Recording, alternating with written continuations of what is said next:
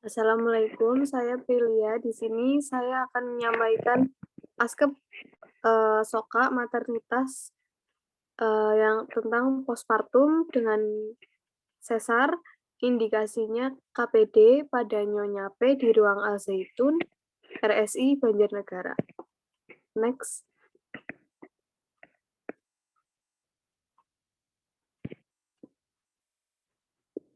Di sini langsung masuk uraian kasusnya ya.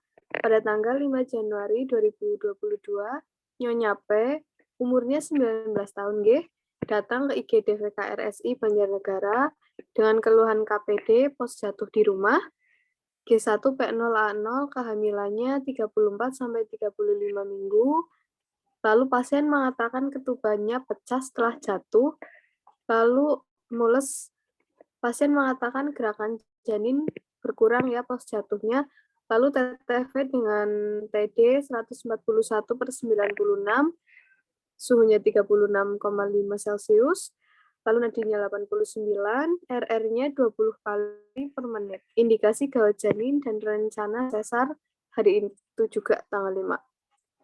Lalu di sini ada identitas dari pasiennya ya. Namanya Nyonya P, perempuan, agamanya Islam, umurnya 19 tahun, suku Indonesia, pendidikannya SLTA, pekerjaannya ibu rumah tangga, alamatnya Kecepit RT 6 RW 3. Tanggal masuknya tanggal 5 Januari 2022, diagnosa medisnya G1P0A0, 34 week sampai 35 dengan KPD dan gawat janin. Di sini ada analisa datanya ya. Pada tanggal 6 Januari ya 2022, data fokusnya yang pertama ada data subjektif, pasien mengatakan nyeri bagian OP. Jadi tanggal 6 ini sudah dioperasi ya. Lalu P-nya pasien mengatakan nyeri bertambah jika bergerak dan berkurang jika beristirahat. Q-nya nyeri seperti diiris-iris, R-nya nyeri area luka OP. S-nya skala 0 dari 10 adalah 7. T-nya hilang timbul kurang lebih 5 menit sekali. DO-nya pasien tampak menahan nyeri, lalu pasien tampak tidak rileks. Problemnya di sini nyeri akut, etiologinya agen pencedera fisik, yaitu luka post-OP ya. Kemudian yang kedua, pada tanggal 6 juga, DS-nya pasien mengatakan belum tahu cara merawat payudara yang benar agar ASI keluar lancar. DO-nya pasien bertanya-tanya cara agar ASI-nya mau keluar, pasien meminta kepada perawat untuk mengajari pasien cara merawat payudara yang benar. Karena masih awam banget ya, problemnya defisit pengetahuan, etiologinya kurang terpaparnya informasi mengenai perawatan payudara. Jadi pasiennya hanya ditunggui suami sama neneknya. Yang ketiga, pada tanggal 6 juga, DS-nya pasien mengatakan ada luka jahitan pos sesar ya di perut atau abdomen. DO-nya terdapat luka jahitan di perut pos OP. Problemnya resiko infeksi, etiologinya prosedur invasif.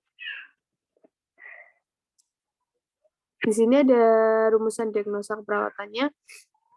Yang pertama ada nyeri akut berhubungan dengan agen pencedera fisik, yaitu luka post-operasi sesar.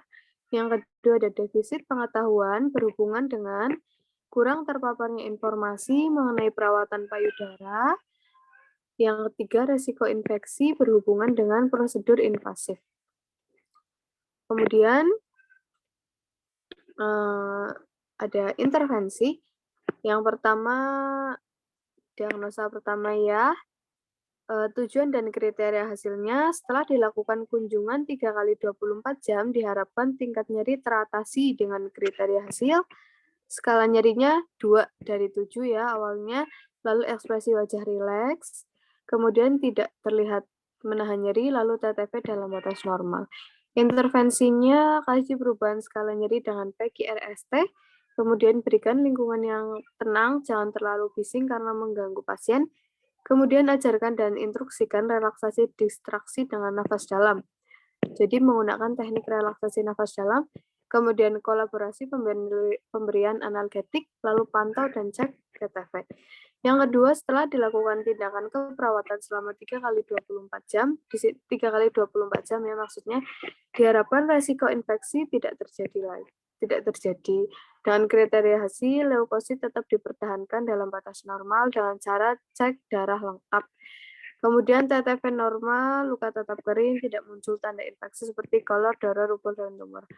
Kemudian intervensinya anjurkan keluarga untuk tidak menyentuh luka bagian operasi, kemudian beritahu pentingnya personal hygiene, pantau TTV, beritahu pentingnya asupan gizi yang adekuat dengan tinggi protein, kemudian beritahu pentingnya motivasi, pantau hasil lab, cek darah lengkap, kemudian kolaborasi pemberian antibiotik, pertahankan teknik aseptik, lakukan perawatan luka dengan teknik aseptik. Yang ketiga, setelah dilakukan tindakan perawatan selama 3 kali 24 jam, diharapkan kurang pengetahuan perawatan payudara teratasi dengan kriteria hasil, pasien paham dan mau merawat payudaranya agar ASI keluar lancar dengan mandiri dan dibantu perawat. Pasien dapat menjawab pertanyaan perawat mengenai perawatan payudara yang benar. Intervensinya Penkes ya, edukasi, lalu kaji motivasi pasien untuk